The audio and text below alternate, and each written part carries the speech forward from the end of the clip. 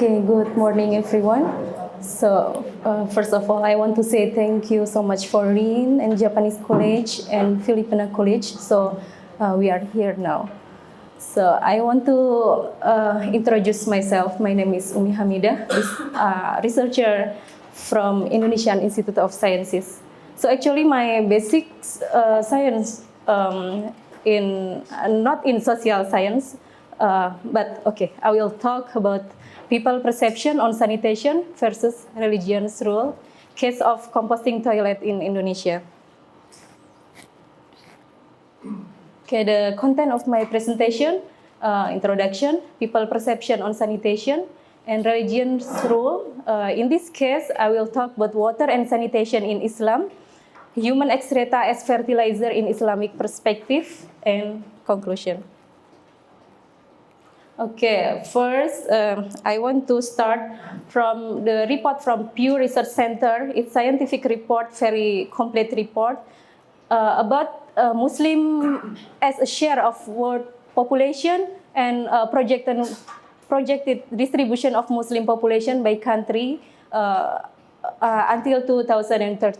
This is scientific report, and here is the result. This is in this map, the picture of Muslim distribution of Muslim population, and here is the prediction based on their research. So until now, from 2010, 2020, and 2030, the Muslim population will increase to more than 25%. So it's big number actually. Okay, next. How about number of Muslim in Indonesia? So right now, Indonesia is the largest number of Muslim in the world. And until 2030, the position still three top position.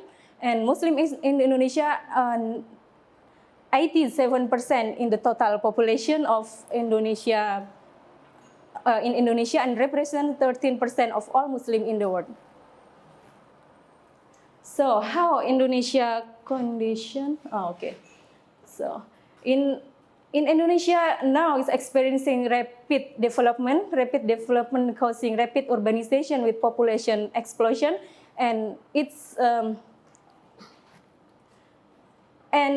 will causes urban slum in the city, and usually in the urban slum, bad sanitary condition is one of very serious issue. This is one of the picture or the condition in urban slum in our study area. So no sewerage, so no septic tank. So from wastewater directly to the river. So from material flow viewpoint, highly populated urban require large material inflow of food or other basic needs. Waste material are generated including toilet wastewater, our concern in this presentation in here. And of course, unfavorable waste accumulate in the urban area or flow to unfavorable location. Such problem not only in Indonesia actually, but can be observed in many developing countries. And because we talk about in Muslim countries, so not only in Indonesia, but as I talk about, almost 25% world population is Muslim. So it's interesting. So solution for urban slum. So we try to create a sanitation value chain to cut the waste directly to the river. How we create sanitation value chain, so from waste can produce fertilizer, can be used for agriculture, fertilizer for agricultural product, and then again make a cycle in here and cut the waste, directly to the water. Okay, so the idea is composting toilet, as Dr. Nani talked before.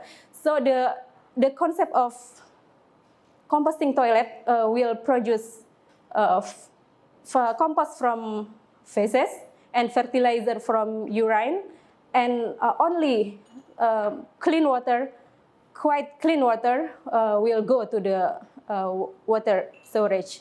And we need to discuss about economic feasibility assessment, demand potential assessment, and social acceptability. So the concern is social acceptability in Islam. Idea of composting toilet in Islamic point of view, human excreta as fertilizer of food production, is it halal or permissible? Is it najis or filthy? So halal related to consumption, and najis is very important for Muslim because we have to pray 5 times a day, and for praying we have to avoid and clean up all the najis. Okay, here is the map of KIARACONDONG, a map of Bandung City and KIARACONDONG in this area. This is Java Island, Bandung City, and KIARACONDONG. The KIARACONDONG sub-district is located near the center of Bandung, and it's known as the city's largest slum. The population around here. This is some picture of condition of KIARACONDONG area. Difficult to find out clean water. Sometimes they have to buy, but the clean water also throw for 40% for defecate and urination activity. Strategy to overcome psychological barrier based on our previous result by interview. So influence of Islamic leaders or in Arabic language ulama are very significant. Okay, and here is the result of a student from Hokkaido University, but unpublished one. So about consciousness of clean and cleanest toward excreta. So we compare how the people would like to touch human excreta, sludge from septic tank, livestock excreta, and garbage. And we can see the result. So mostly they don't want to touch the excreta with their hand, but okay, almost half okay for garbage. Because excreta and septic tank not only dirty but also najis. Najis is related to praying activity, but in case of garbage, dirty but mostly garbage, not najis. Okay, the next part. How about religion's role, water and sanitation in Islam? We have to mind Islamic law sources, hadith or sunnah, and our holy book, Al-Quran. Actually, in our main source is a lot of, this is only small, only some part, but we have a lot of law about this. It is totally forbidden to urinate or defecate anywhere which is considered as a source of water. This is the text. Let no one of you urinate in stagnant water. Do not urinate in stagnant and running water and then use it for bathing. And in the Quran also, actually the prohibition not only for urination and defecation but also extended to all water pollutant. For example, in this ayah, God commands in the Quran, do not corrupt the earth after it has been set in order. And this is our interview result with Islamic scholar. We asked five important questions. So the first one, if some process let user or worker touch feces and urine, is it a problem? The Islamic leader said washing process is enough to remove the najis. Is it a problem to store urine and compost in a house? Storage is no problem. Is it a problem to give compensation of urine and feces to users? Trade of najis is prohibited, but it is no problem. It was traded as fertilizer. Is it a problem to eat food ground by human excreta? Eating food ground by human excreta is no problem. When when and how the feces changed into non-najis, no common answer was obtained, but by natural transformation, dilution, and transportation, some najis stuff could be changed to non-najis.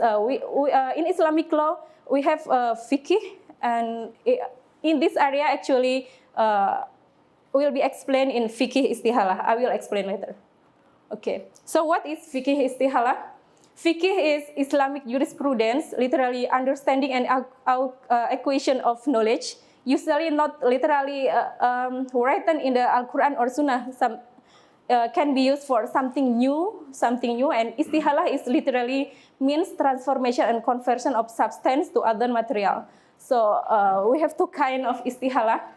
Istihalah sahihah, complete transformation, and istihalah fasidah, this one in Arabic language, imperfect transformation.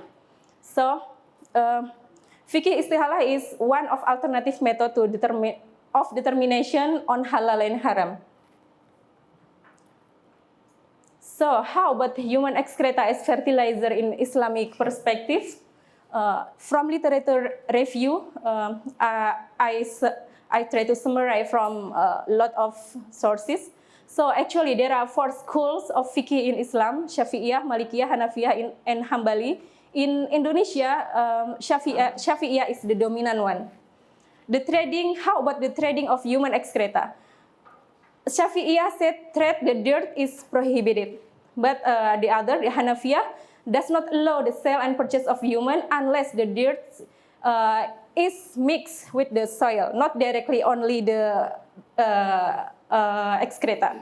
Malikiyah says still low to sell and purchase of human excreta. How about the fertilizer? The use of fertilizer from human excreta is still low. Almost all say same. The 4 school of fikih says the same things.